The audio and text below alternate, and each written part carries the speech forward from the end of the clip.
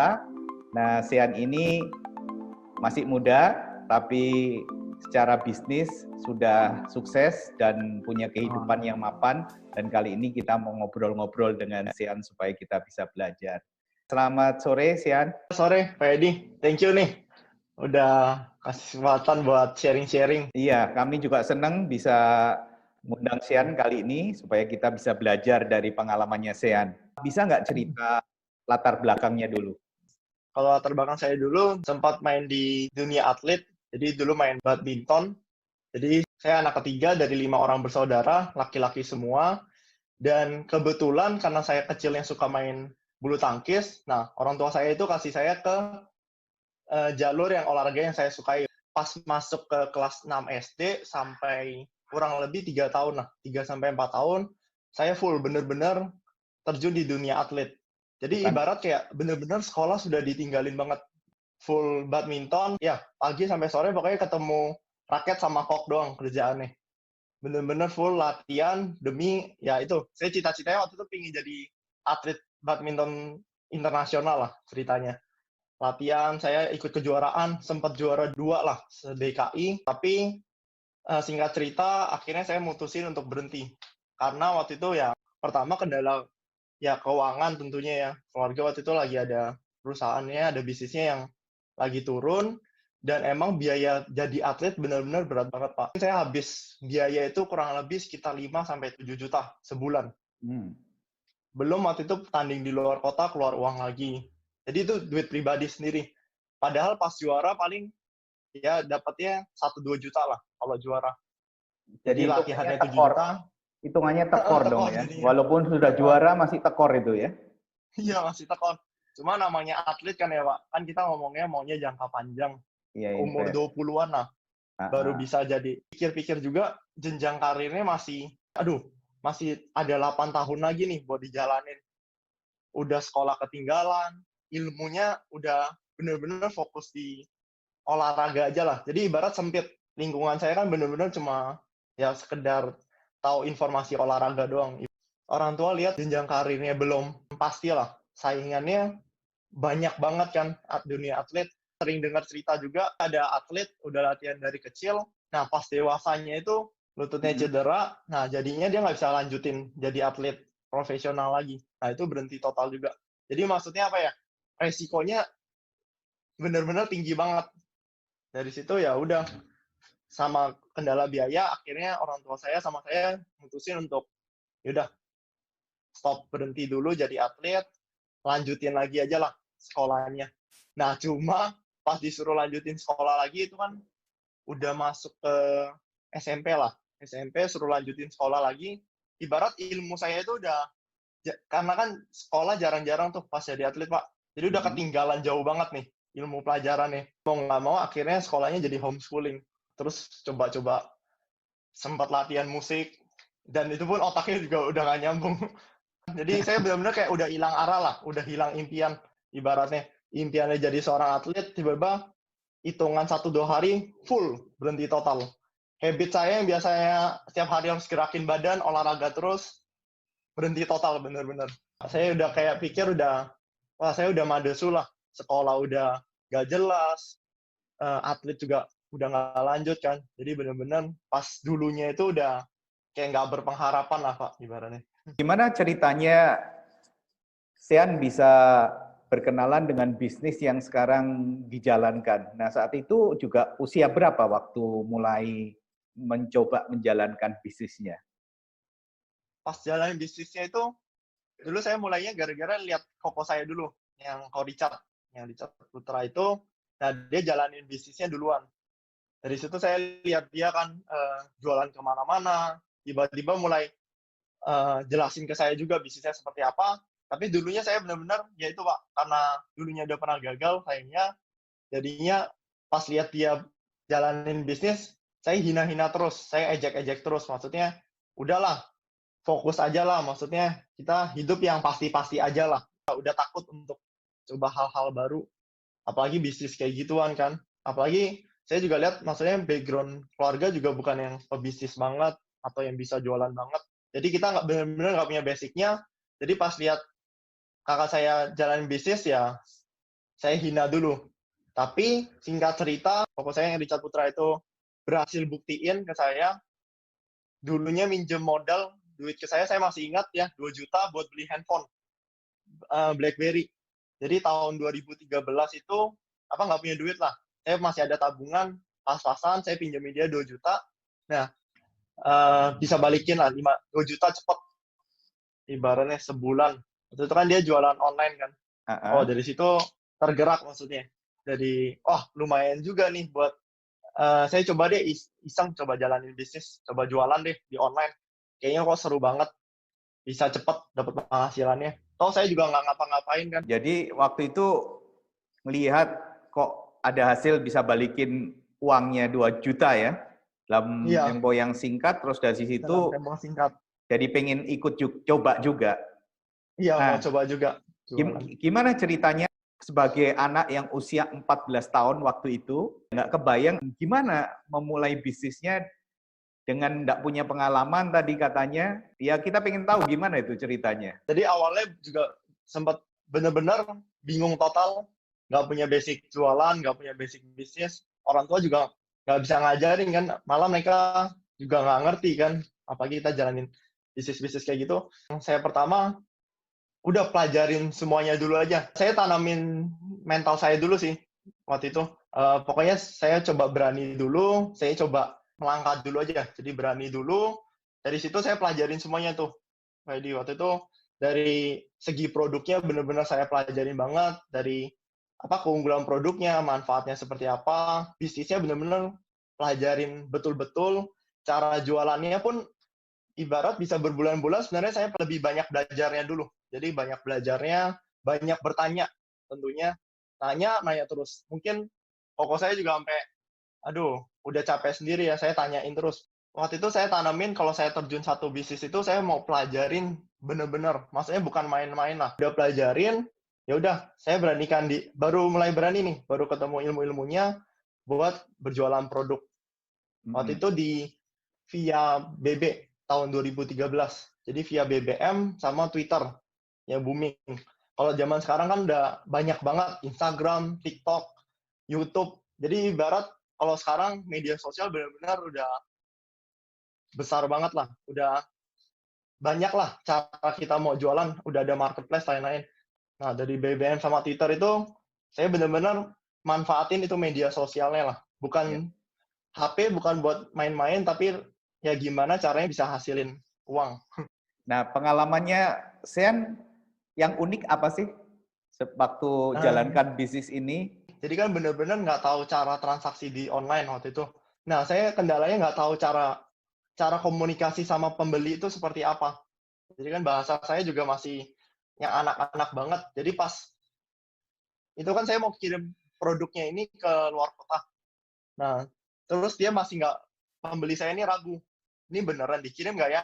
Nah, waktu itu saya juga nggak tahu cara bikin percaya orang. Saya nggak tahu cara jualan yang tepat seperti apa. Ya udah saya keluarin apa aja yang ada dalam pikiran saya lah waktu itu. Jadi saya bilang ke dia gini, lah, mana mungkin sih saya nipu? Saya kan masih usia 14 tahun. Nah, terus pembelinya juga bingung loh. Nah, kendala kita di online kan kita nggak tatapan wajah, maksudnya nggak tahu wajah pembelinya siapa, nggak tahu wajah penjualnya siapa. Tapi saya dengan polosnya ngomong, ya saya ini masih usia 14 tahun, saya nggak bakal mungkin nipu lah. Terus saya tunjukin foto kartu pelajar saya, lain-lain. Kontak saya malah di-delete sama dia. Malah jadi lebih takut lagi. Jadi gagal. Jadi malah saking terlalu polosnya ngomongnya. Terus kadang pas jualan, dia ada jualan online, ada jualan offline juga. Jadi pas jalanin bisnis offline-nya, pas saya tawarin produk atau tawarin peluang usaha, nah kebanyakan tuh orang-orang jadi, udah mulai ragu duluan tuh. Soalnya lihat saya waktu itu, pakaian saya juga nggak rapi, saya bener-bener terlalu mungkin karena nggak pernah berbisnis, otaknya terlalu cuek, pikirannya masih anak-anak, jadi saya bener-bener pakaiannya cuma kaos, celana pendek, sama sendal bakpao yang ya itulah merek sendal bakpao gitu, Crocs gitu. Nah, saya ketemu orang. Nah, itu kan kesannya nggak profesional. Jadinya orang yang lebih dewasa yang saya tawarin bisnis atau saya tawarin produk, langsung, ini anak kecil siapa sih? Jadi sampai mereka kadang geleng-geleng, terus lipat tangannya, liatin saya gini doang. Tapi saya cuek aja sih, saya bodo amat, saya tetap jelasin aja. Soalnya dalam pikiran saya, mau dia minat nggak minat, yang penting saya udah jelasin produknya, udah jelasin bisnisnya. Urusan dia minat nggak minat, belakangan. Ternyata salahnya bukan di bisnis atau produknya, ternyata salahnya di saya kan. Pakaiannya waktu itu masih kayak anak kecil banget, lain-lain. Nah, dari situ saya mulai coba ya pakaian lebih rapi lah, kayak pakai kaos kayak gini, celana panjang sama jeans. Terus ya udah, maksudnya biar lebih yakinin orang untuk beli produknya sama join bisnisnya. Jadi saya perbaikin di penampilan juga. Dari situ sih awal-awalnya. Saat jalankan bisnisnya tadi dengan kendala-kendala yang dihadapi, di titik mana Sean bisa merasa bahwa wah ini harus lebih serius lagi, harus lebih ditekuni lagi, keyakinannya semakin besar itu di mana? Jadi kan awal-awal cuma mentingin ya udah ada penghasilan 500.000 sampai 1 juta udah uang jajan tambahan lah, udah senang banget, lumayan banget. Buat saya tuh udah besar banget. Nah, tapi titiknya benar-benar saya bikin, wah ini udah bisnisnya harus difokusin banget pada saat waktu itu saya berhasil, jadi saya tembus capai target omset penjualan seberapa, dapat reward jalan-jalan ke Singapura, Malaysia. Waktu itu saya berhasil lolosin papa saya, orang tua saya pertama kali ke luar negeri, jadi ibaratnya udah pertama kali ke luar negeri, bisa bawa orang tua sendiri juga. Dari situ titik momen balik saya buat, ini bukan waktunya usia muda main-main lagi, terus ini saya harus sukses semudah mungkin lah. Saya lihat papa saya ajak jalan-jalan, happy, bahagia. Dari situ saya benar-benar mau seriusin bisnis ini lebih lagi lah. Itu titik momen saya buat benar-benar seriusnya di situ sih.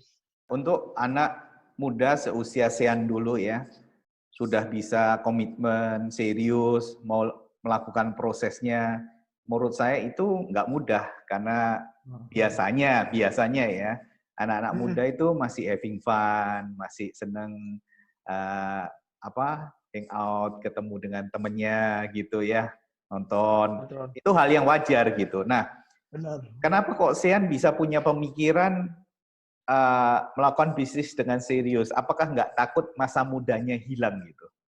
Awal-awal juga sempat kepikiran sih, Lady. Jadi rasanya kok Sabtu, Minggu biasanya bisa nongkrong sama teman, bisa hangout atau ngumpul-ngumpul, nonton, seru-seruan, tapi saya lebih ke ya jualan, lebih ke prospek bisnis lagi, lebih nawarin peluang bisnis.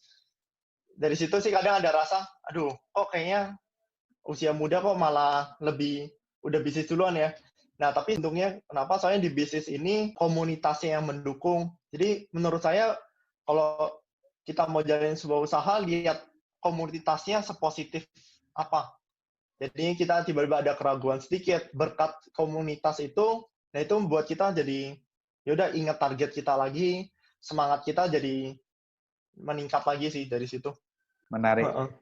Nah, Sean, untuk kira-kira nih, untuk anak-anak muda, menurut pengalaman Sean, apa tantangan yang terbesar untuk menghalangi mereka bisa sukses di usia muda? Dulu saya pas awal-awal jalanin juga, menurut saya tantangan terbesar juga, pertama mungkin orang tua. Jadi orang tua pasti nggak setuju, mulai, aduh udah deh jangan, pasti ada orang tua ngomongnya, nggak usah usaha lah, kamu fokus di sekolah dulu, nggak usah mikirin uang dulu. Biasanya sih, menurut saya, ya terus orang tua benar-benar ngelarang bisnis banget dulunya, awalnya. Mungkin karena belum percaya banget sih, tantangan pertamanya. Nah, jadi dari situ, tapi ya itu bukan tantangan terberat banget, karena bagi saya, kalau kita bisa bahagiakan kedua orang tua secepat mungkin, kenapa enggak kan? Alasan saya kan, sebenarnya mungkin tantangan terbesar anak muda bisa dibilang juga ini, belum buat impiannya dulu sih. Jadi belum buat alasan kenapa mereka harus berjuangnya itu. Alasan kuat kenapa mereka harus berjuangnya.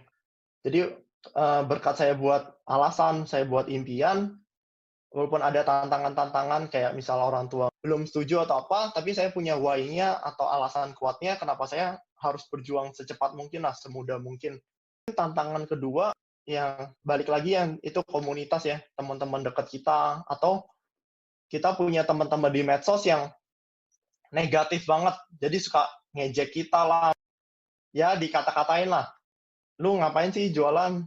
Ini jualan apa sih? Duh, nggak usah jualan lah, nggak usah bisnis lah. Ntar gagal loh, bikin takut loh. Jadi orang-orang yang seperti itu, teman-teman dekat yang seperti itu, mau nggak mau saya mulai bukan tiba-tiba langsung hilang, enggak. Tapi saya lebih mulai jauhin sih. Oh, paling kalau yang anak muda biasa tantangan terbesar itu sih, Pak Edi. Takut buat mencoba. Waktu itu saya dulu juga ngerasain sih. Jadi pas awal-awal mau lebih serius lagi, mau konsisten, tantangannya itu kebanyakan mikir. Jadi belum ngelakuin, mikirnya udah lebih banyak dulu. Padahal ternyata pas saya coba, berani ngelangkah dulu, berani mencoba dulu, prosesnya itu ya biasa aja ternyata. Saat kita berani melangkah dulu, saat kita berani mencoba dulu, ya semua prosesnya jadi ya seru-seru aja sih. Jadi hilangkan rasa takutnya dulu lah. Justru pas kita masih usia muda, harus terus buat berani mencoba. Kembali ke tadi ya, sekarang Sian kan banyak lakukan bisnisnya dengan cara online ya, apalagi di masa pandemi seperti ini. Tadi Sian juga cerita bahwa awal-awal dulu pakai BlackBerry dan pakai Twitter. Nah, kalau menurut Sian, masa sekarang ini, kalau anak-anak muda pengen mencoba menjalankan bisnis seperti yang Sian jalankan saat ini, lebih mudah mana? Zamannya Sian dulu waktu pilihan-pilihan masih terbatas ya.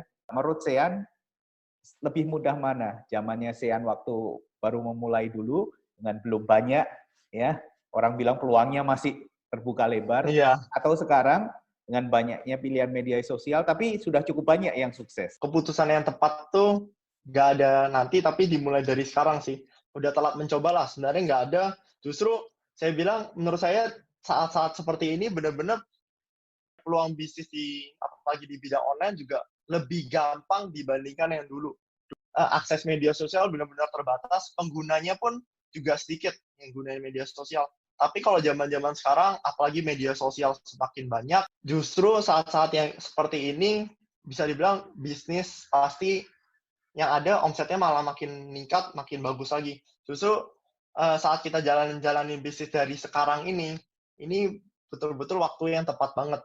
Apalagi bisa dibilang semua lagi pada beralih ke online. Kalau kita nggak mencoba dari sekarang, sayang banget. Karena ini teknologi makin cepat, makin mudah juga.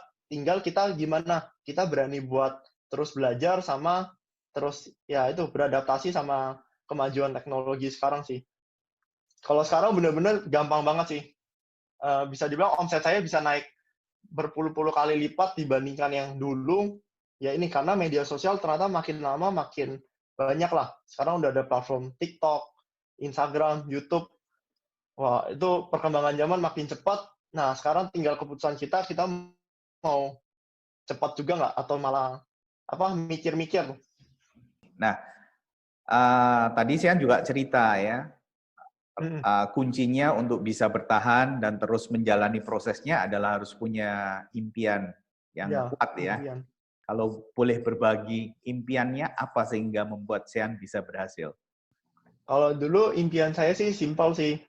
Dulunya kan saya juga bukan dari keluarga yang kaya. Waktu itu hidup saya benar-benar sederhana, bahkan kadang ada ya kesusahan juga lah. Jadi saya waktu itu buat impian, maksudnya ya saya ingin sukses semudah mungkin, secepat mungkin. Ya pertama pastinya buat impian saya terbesar saya tentunya kedua orang tua saya dulu. Maksudnya saya nggak mau ngerasain mungkin hal-hal seperti kekurangan uang, atau saya pas orang tua saya butuh apa, adik saya butuh apa, saya nggak punya uang untuk bantu mereka, untuk beliin sesuatu buat mereka, buat orang-orang yang saya cintai sih. Nah, itu yang ngebuat saya mau ada hinaan, mau ada proses yang sulit, rasa malu sebanyak apapun pun jadi kayak nggak berasa apa-apa sih. Jadi saya terus bergerak aja.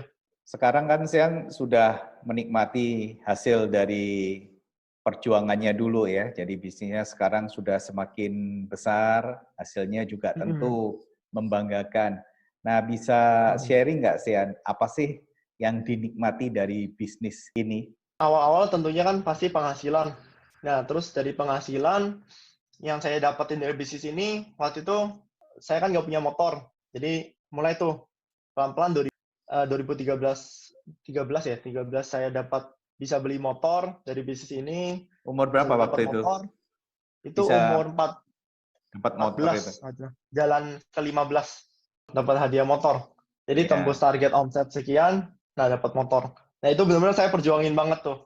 Soalnya kan nggak punya motor, nggak bisa naik motor, ya udah saya perjuangin banget. Apalagi saya kan jalan bisnis di Jakarta tuh, jadi butuh kendaraan lah. Soalnya biasa saya nganterin produk atau jelasin peluang usaha, ketemu orang itu biasa kebanyakan naik busway, naik angkot. Terus ya belum ada ojek online lah dulu tahun 2013. Jadi serba jalan kaki. Waktu itu menurut saya kelamaan ya, di Jakarta bisa 2 jam, nungguin busway bisa sampai 3 jam, 4 jam, bener-bener makan waktu banget. Jadi impian kecil saya waktu itu, ya udah pingin tembusin target buat dapetin motor sendiri. Dari dapat motor itu, jadi 2016, bisnisnya ada hadiah reward mobil, harus tembus omset sekian, jadi udah punya motor, naik lagi impian saya ke berani coba punya mobil lah.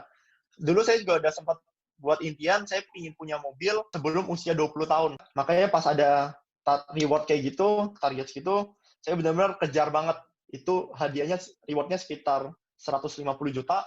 Terus dari tabungan saya dari jualan, dari bisnis ini, tabungan saya selama berapa tahun, saya buat tambahin mobil HR-V pas tahun 2016. Itu sebelum naik ke usia 17 tahun. Jadi udah dapat mobilnya duluan sebelum dapat SIM mobilnya. Belum bisa naik mobil, tiba-tiba udah ada mobil duluan. Nah dari situ juga orang tua jadi makin percaya juga. Tiba-tiba ada mobil datang ke rumah.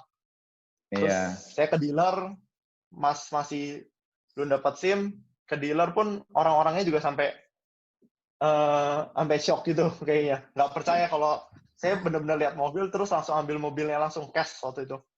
Motor usia 14 tahun, mobil 16 jalan ke 17 kayaknya. 16 jalan ke 17. Jadi belum punya KTP ya?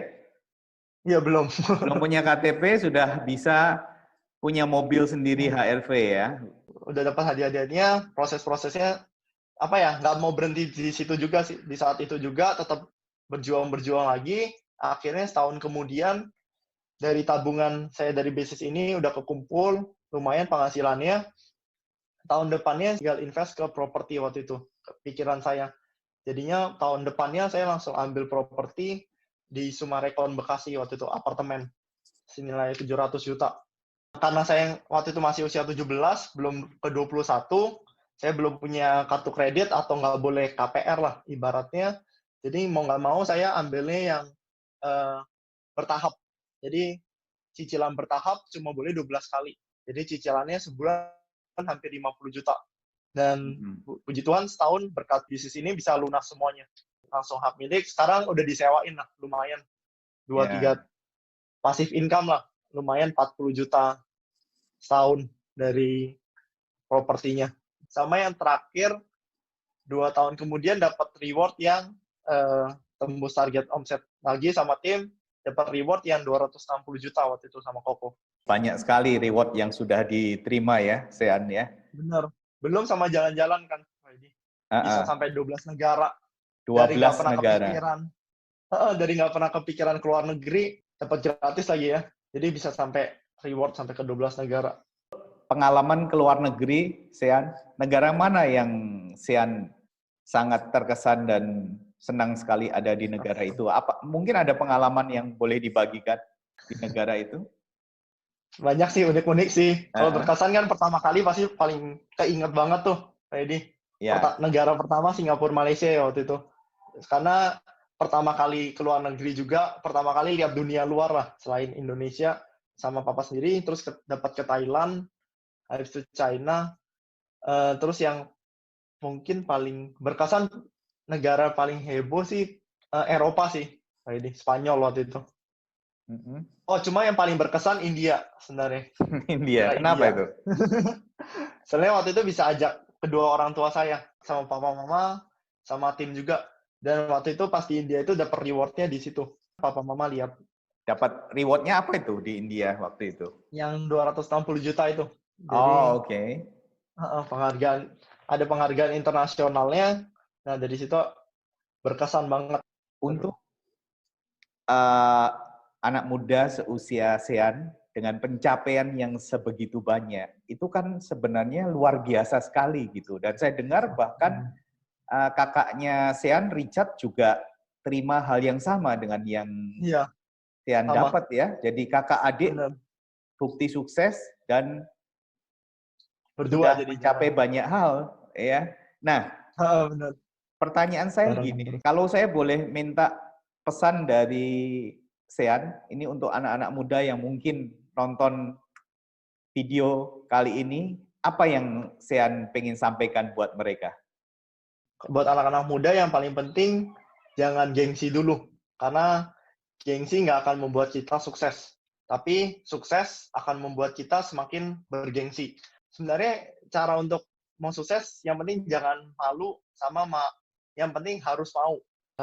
Berjuang, berani. Dan berani ya. Jadi jangan takut, berani melangkah dulu, berani mencoba dulu. Dan yang paling penting di saat-saat seperti sekarang juga, jangan takut untuk belajar banyak hal ya. Jangan takut untuk bertanya juga, lebih banyak belajar. Habis itu berani untuk berjuang tentunya, berani untuk mencoba. Jangan takut sama yang namanya sebuah proses. Nikmatin semua proses yang ada.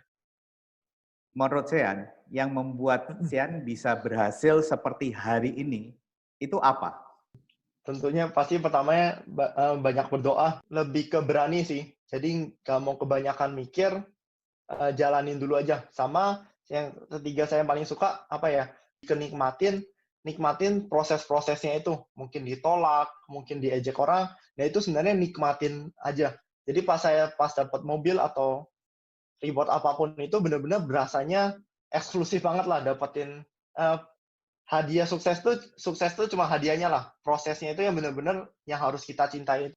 Sama tentunya harus berani terus belajar, jangan terus di zona nyaman lah. Kita harus belajar terus, apalagi zaman makin cepat, kita harus beradaptasi makin cepat lagi. Kalau ada anak muda yang pengen mengikuti jejak Sean, Richard, dan rekan-rekan yang lain yang sukses di usia muda, apa sih tips-tipsnya buat mereka? Yang paling penting itu sih pasti Pak Edi, cari komunitas yang positif dulu, yang komunitas bisnis pastinya yang positif, benar-benar mendukung, dan yaitu mau terus untuk belajar di komunitas. Sama cari seorang mentor yang benar-benar mau ngebantu kita. Menurut saya, tinggal teman-teman semua yang masih muda cari aja. Pokoknya komunitas bisnisnya yang positif dan mentor yang siap untuk dukung teman-teman. Oke, terima kasih Sean. Thank you, Pak Edi. Waktunya semoga selalu dalam kondisi sehat dan bisnisnya bisa semakin maju, lancar, dan semakin besar. Ya.